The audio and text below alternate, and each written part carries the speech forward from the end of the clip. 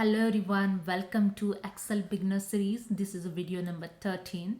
So in this video we will learn undo, redo and autosave tips. So let's start. Undo mistakes. If you make a mistake like typing a wrong data or deleting something by accidentally, you can press Ctrl Z on your keyboard. Suppose here I just delete the 50,000 salary. Okay, just press the delete key and delete it. Now if you want to undo that mistake, you can just press Ctrl Z to undo the mistake. So this shortcut undo your last action. You can press Ctrl Z many times to go back step by step. So here I first delete the 50,000, then I delete the 35,000, then I deleted finance department. Now I pressed Ctrl Z and you can see the finance department here showing. Again I press the Ctrl Z and you can see the all last action is undo step by step. You can also use the undo arrow. You can see in the top left corner in quick access toolbar have a undo arrow. Suppose I delete this finance department and now I press this undo arrow. You can see here the finance is showing. Okay, this is a way you can undo the mistake by using the undo arrow option also. Okay, so that's it.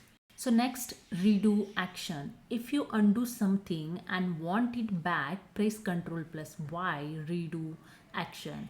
This shortcut reverse the undo, it bring back what you just removed. Suppose I remove this 35,000 salary. Okay, press this delete key and I now press here the Ctrl Z to undo the action. Okay, again here 35,000 salary showing. Now I press the Ctrl Y, redo that action.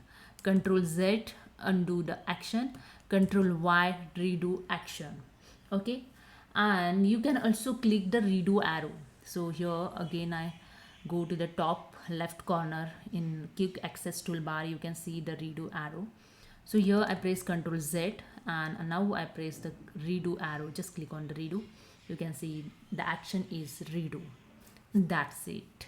Now let's talk about the autosave. If you are using Excel in Microsoft 365 or OneDrive, autosave automatically save your work every few seconds.